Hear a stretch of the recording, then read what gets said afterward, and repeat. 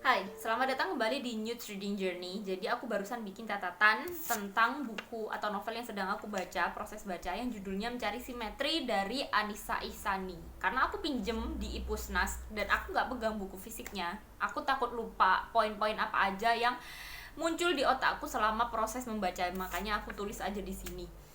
Terus untuk novel ini aku udah sampai ke sekitar halaman 70. Agak lambat sih sebenarnya untuk proses membacanya di awal ini. Entah kayaknya aku nggak terlalu tertarik aja sama ceritanya. Padahal sebenarnya untuk Anissa Ihsani ini adalah penulis yang bagiku tulisannya cukup menarik untuk ku baca. Aku udah baca itu sebelumnya, ada 2 novel. Yang pertama itu untuk Amanda. Aku bacanya beberapa tahun yang lalu, itu aku pinjam di Perpus Kota Malang. Terus untuk yang kedua itu novel yang judulnya Teka-teki Terakhir. Ya aku baca itu di akhir tahun lalu dan aku suka banget sama novel yang Teka-teki Terakhir. Terus habis itu aku karena cukup yakin sama penulis ini, akhirnya aku pinjam novel lainnya yang judulnya Mencari Simetri dari Ipusnas. Ini dulu pernah jadi buku antrian juga, cuman waktu aku buka Ipusnas itu available 3 biji kayaknya, mungkin udah nggak terlalu antri juga. Terus aku juga pinjam satu lagi, yang ini masuk antrian parah. Aku waktu pinjam itu available-nya cuma satu dari penulis yang sama, yang namanya Anissa Ihsani ini.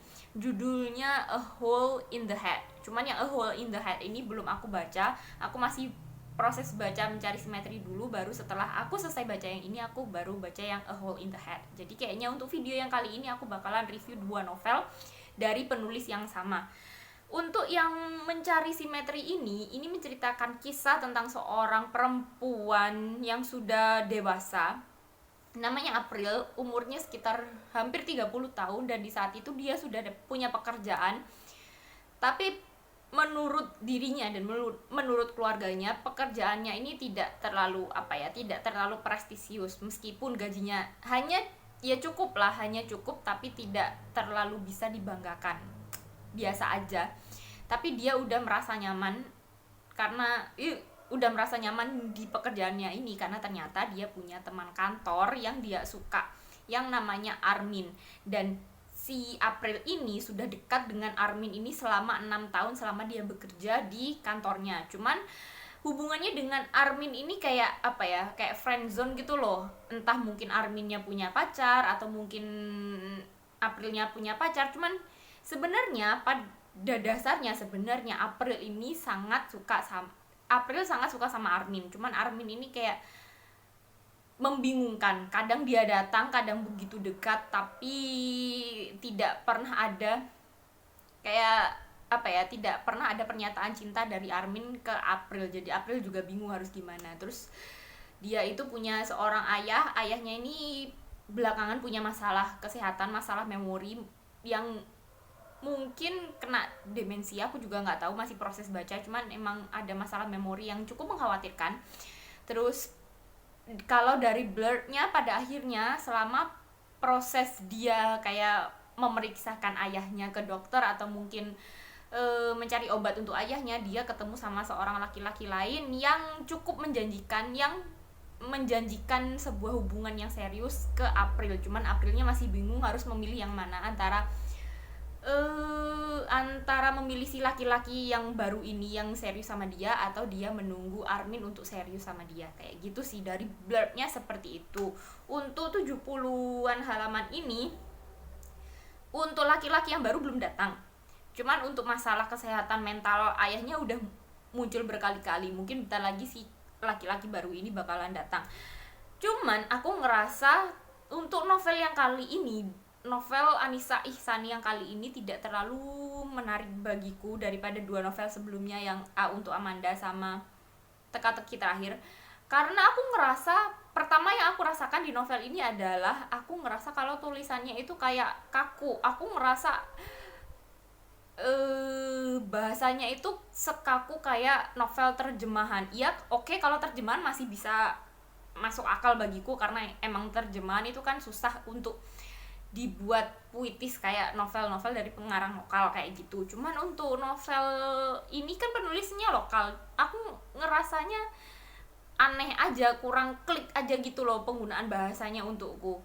Contohnya itu kayak pemanggilan antar tokohnya itu pakai kau. Kenapa sih pakai kau? Emang di dunia nyata itu manggil temennya, manggil saudaranya, manggil sahabatnya, manggil cowok atau cewek yang dia suka itu pakai kau? Kayaknya enggak sih. Kalau aku sih lebih suka pengucapan manggil seseorang itu pakai kamu, kayak lebih deket aja. Kalau kau itu kayak aneh bagiku untuk novel-novel lokal. Terus selain itu untuk ini masih tetap di masalah penggunaan bahasa, bagiku ada beberapa bagian, nggak beberapa sih, cukup banyak bagian itu yang ganjel aja. Kayak penggunaan kata tanya apakah, kayak gitu. Apakah kamu sudah menghubungi ayahmu? Kayak itu terjadi, ini aku nggak tahu tepatnya kalimatnya seperti apa, cuman emang penggunaan apakah, kayak penggunaan kata tanya apakah yang ada kah-kahnya kayak itu sering digunakan dan itu ganjel.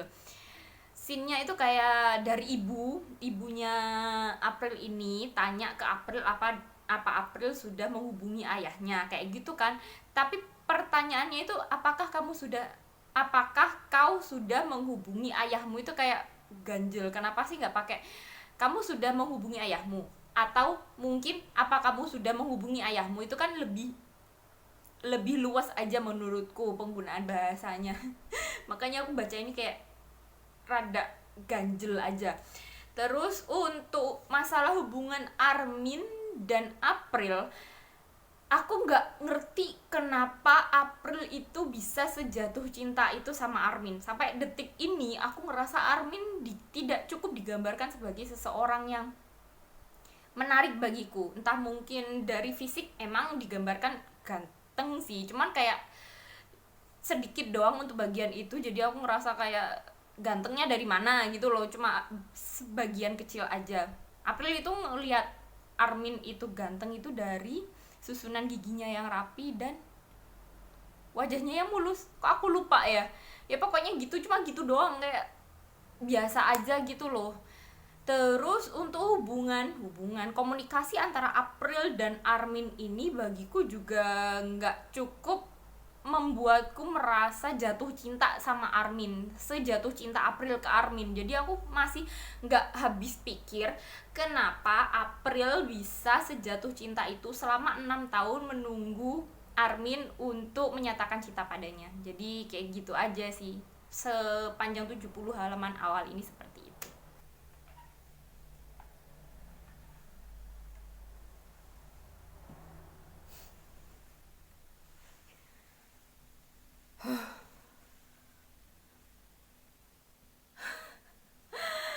Ini sebenarnya aku pakai jedai biasa aja karena lagi gerah. Terus kok kayaknya lucu, ya udahlah aku filmingnya kayak gini aja. Jadi sebenarnya aku itu udah menyelesaikan 3 novel selama 2 minggu ini, kan aku nggak bikin video. Itu aku akhirnya menyelesaikan novel yang pertama itu Mencari Simetri dari Anissa Ihsani. Terus habis itu yang kedua itu judulnya A Hole in the Head dari Anissa Ihsani juga. Terus kemarin itu ternyata aku pada akhirnya menyelesaikan 1 novel lagi. Bener-bener aku bacanya itu cuma 1 hari, yang judulnya Your Name dari Shinkai Makoto. Cuman kayaknya di video kali ini aku bakalan membahas 2 novel aja. Yang ini bakalan masuk ke video yang berikutnya, karena kalau aku masukin yang ini juga bakalan kepanjangan. Terus aku juga mau berfokus ke novel-novel karya Anissa Ihsani yang aku selesai baca. Yang pertama itu yang judulnya mencari simetri. Kan sebelumnya aku udah bilang kalau aku nggak terlalu suka sama novel ini karena bahasanya yang aku ngerasa kaku kayak novel terjemahan. Dan sampai akhir pun, sampai aku selesai baca novelnya pun, aku tetap nggak terlalu suka sama gaya penulisannya. Terus untuk romansnya, untuk bagian kenapa April itu bisa sangat mencintai Armin, yang di video sebelumnya juga udah aku bahas, itu aku tetap ngerasa sama. Karena sampai akhir pun aku nggak merasakan ada percikan cinta di hatiku yang membuat aku itu bisa paham kenapa April itu bisa suka sama Armin. Karena bagiku Armin itu kayak datar gitu loh, dan perhatiannya ke April itu benar-benar hampir nggak ada.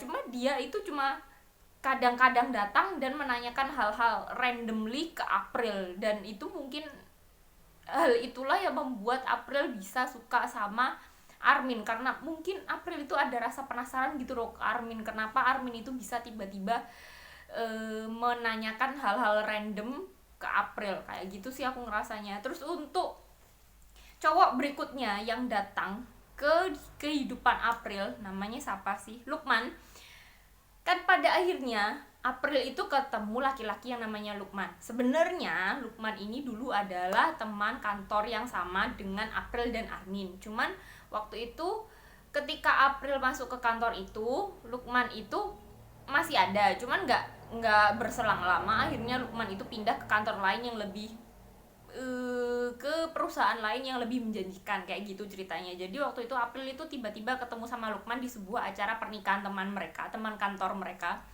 Terus ternyata Lukman ini dia itu sudah lama suka sama April ceritanya. Ketika mereka awal ketemu dulu itu, Lukman itu udah suka sama April, cuman waktu itu April itu punya cowok gitu ceritanya. Terus setelah tahu bahwa April itu masih sendiri, dan pada saat mereka ketemu itu April sedang gak sama siapa-siapa, akhirnya Lukman itu getol banget untuk ngedeketin April. Cuman kalau si Armin itu aku nggak bisa ngerasain cinta, kenapa dia itu bisa semenarik itu untuk April. Kalau untuk Lukman, aku jengkel parah sama karakter ini. Dia kan ceritanya mereka kan udah dewasa dan udah benar-benar mateng, dan udah kayak dikejar tenggat waktu untuk segera menikah sama entah keluarga atau teman-teman kayak gitu kan. Hanya saja bagiku Lukman di sini digambarkan sebagai orang yang benar-benar ngotot parah untuk ngajak April nikah. Dia sampai bilang nggak perlu pacaran lama-lama, bahkan nggak perlu pacaran, asalkan udah cocok, ayo nikah, kayak gitu. Oke, kalau April emang suka juga. Oke, kalau dia perlakuannya ke April itu membuat April merasa nyaman, nggak masalah, oke silahkan nikah gitu. Biasanya kan memang seperti itu. Cuman masalahnya perlakuan Lukman ini, dia itu ngotot parahnya itu, kayak sampai dia itu nggak peduli sama perasaannya April sebenarnya. April udah bilang kalau dia belum siap. Oke, kalau emang April belum siap kan kasihlah waktu, kasihlah pengertian, kasihlah cinta, kayak gitu kan. Harusnya untuk mendapatkan hati April kan seperti itu. Cuman masalahnya Lukman ini ngotot aja gitu, kayak bener-bener tiba-tiba ngajakin ketemu keluarga, maunya cuma ketemu, dipikirnya April oke, gak apa-apa cuma kenalan sama bapak ibunya Lukman. Tapi ternyata dia itu diajak ketemuan keluarga besar, dan itu tiba-tiba, dan itu bagiku bener-bener menjengkelkan gitu loh. Andai aku ada di posisi April, aku bakalan marah, gila, nggak dikasih tahu, nggak dikasih kesempatan nggak apa ya, kayak bener-bener setiba-tiba itu. Dan itu nggak cuma sekali dua kali, itu berkali-kali, dan si Lukman ini bener-bener ngotot untuk ngajak April nikah, padahal April udah menjelaskan kalau dia belum siap. Sebenarnya emang bukan belum siap menikah sih, enggak, tapi dia itu belum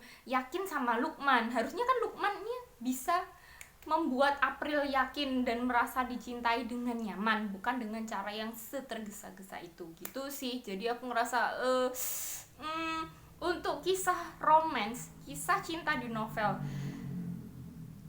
ya apa ya, di novel Mencari Simetri sampai aku lupa judulnya apa. Kisah cinta di novel Mencari Simetri ini benar-benar nggak menarik sama sekali bagiku. Nggak ada rasa cinta yang membuatku tertarik untuk baca novel ini. Terus untuk hubungan antara April dan keluarganya, kan ceritanya kan bukan cuma kisah cinta antara April dan Armin terus Lukman. Ini juga kisah hidup April yang dia sudah dewasa.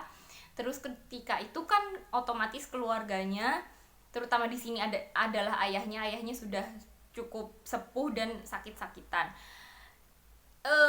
Masalahnya di hubungan antara April dan keluarganya, terutama dengan ayahnya dan ibunya dan kakaknya, itu aku nggak ngerasa kedekatan emosional yang benar-benar deket gitu loh. Kayak ya udah, hubungan antara April dan keluarganya itu kayak cuma formalitas aja, nggak ada benar-benar rasa sayang yang membuatku tersentuh tersentuh ketika tahu kalau ayahnya itu kena penyakit Alzheimer. Itu aku jadi tersentuh, itu enggak sama sekali. Jadi kayak baca novel ini tuh hampa bagiku, nggak ada emosi yang muncul ketika aku baca novel ini. Jadi aku ngerasa kalau si penulis ini tuh nggak terlalu pinter untuk meramu novel-novel tentang romance. Karena novel yang sebelumnya yang A untuk Amanda itu kan lebih ke masalah psikologis dari Amanda.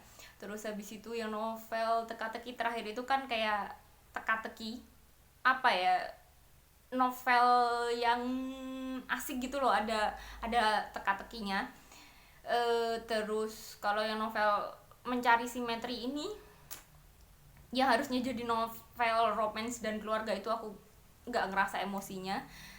Terus habis itu kan aku baca novel berikutnya dari Anissa Ihsani juga yang judulnya apa, A Hole in the Head. Jadi aku ngerasa novel ini tuh pada awalnya bakalan sedikit horor dan mungkin ada ya sedikit banyak kemiripan sama novel yang judulnya Teka-teki terakhir, karena sama-sama novel teen lead yang karakternya adalah anak remaja perempuan yang dia itu penuh dengan imajinasi dan penuh dengan pertanyaan. Di Teka-teki terakhir pun kan seperti itu. Jadi di novel ini juga aku berharapnya akan berasa semenarik dan semengasyikkan ketika aku baca novel Teka-teki terakhir. Aku rasa seperti itu.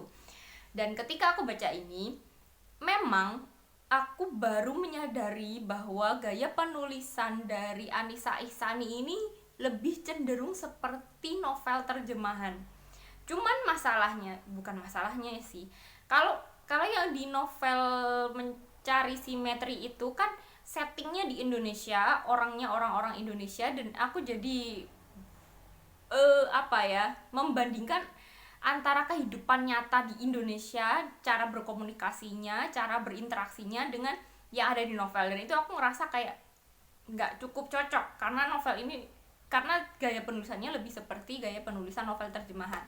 Cuman untuk novel yang A Hole in the Head ini, dia settingnya memang di luar negeri. Jadi kalau penulisannya, gaya bahasanya seperti gaya bahasa penulisan novel terjemahan, aku masih bisa menikmatinya, karena emang rasanya kayak novel terjemahan gitu loh, kayak bukan ditulis sama penulis Indonesia. Tapi aku masih bisa memaklumi karena emang settingnya di luar negeri, orangnya, karakternya juga orang luar negeri. Terus mengesampingkan masalah penggunaan bahasa itu, aku udah bisa terbiasa sama gaya penulisan itu di novel ini. Terus untuk kisahnya itu menceritakan kisah tentang seorang gadis kecil yang namanya Anne. Anne ini sedang liburan di penginapan yang dikelola oleh ayahnya dan ibu tirinya.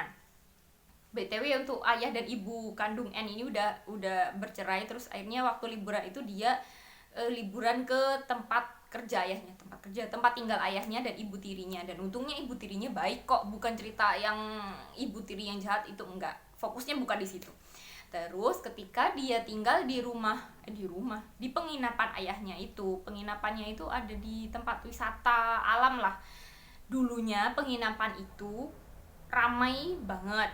ceritanya. Terus tiba-tiba sekitar 1,5 tahun yang lalu, tiba-tiba itu ada rumor-rumor bahwa di penginapan itu ada hantunya. Dan itu yang membuat penginapan ini jadi sepi dan banyak orang itu yang menghindari penginapan itu. Kalau ada penginapan, karena di tempat itu kan ada penginapan lain yang lebih lebih aman, tidak berhantu. Jadi orang-orang lebih memilih di penginapan yang lain.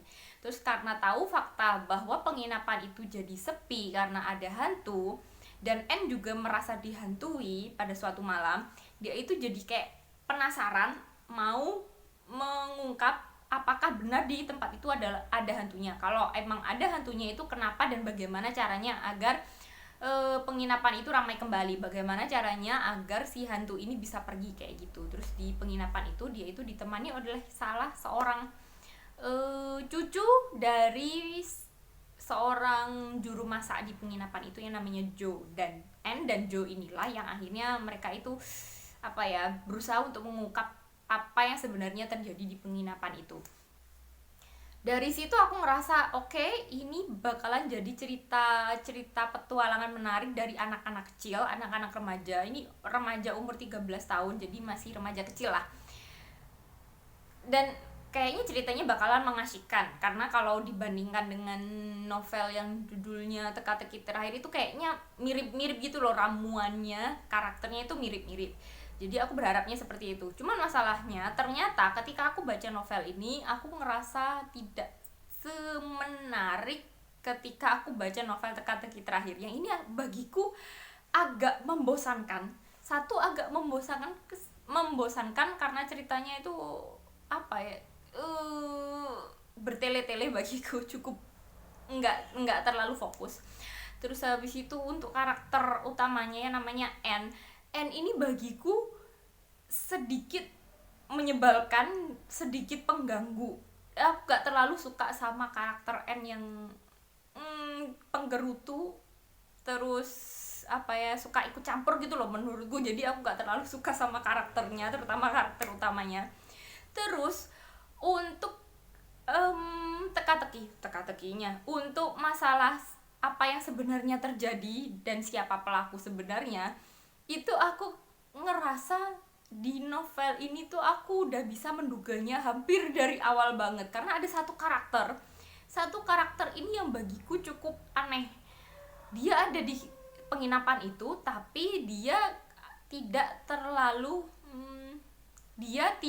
terlalu berperan untuk ikut mengurusi penginapan, tapi tuh dia selalu ada. Terus interaksinya itu emang dia digambarkan sebagai orang yang enak diajak ngobrol sama N, tapi dia itu juga kayak ada kesan dalam hati bahwa dia itu suka bohong gitu loh menurutku ketika aku baca novel ini. Dan itu emang sampai di ending pada akhirnya terbuktilah bahwa karakter inilah yang sebenarnya membawa pengaruh buruk di penginapan itu. Kayak gitu sih, aku jadi ngerasa nggak terlalu suka sama novel ini. Untuk teka-tekinya, untuk misterinya itu tidak terlalu menarik, karakternya juga tidak terlalu menyenangkan. Untuk misterinya juga terlalu bagiku gampang untuk kupecahkan. Jadi kalau novel ini dibandingkan dengan novel yang Teka-teki Terakhir, aku jauh lebih suka novel yang Teka-teki Terakhir. Cuman kalau dibandingkan lagi sama novel Anissa Ihsani yang Mencari Simetri, itu aku lebih suka sama yang A Hole in the Head ini sih, karena ceritanya lebih menyenangkan bagiku. Meskipun tetap sama dari kedua novel yang aku baca terakhir ini, aku tidak cukup emosiku tidak cukup bisa masuk ke dalam ceritanya, kayak hampa aja gitu menurutku. Jadi sekian video kali ini aku membahas 2 novel aja, karena novel yang berikutnya yang udah selesai aku baca kemarin itu bakalan aku masukkan ke video yang berikutnya. Sekian, terima kasih sudah mau nonton. See you next time. Goodbye.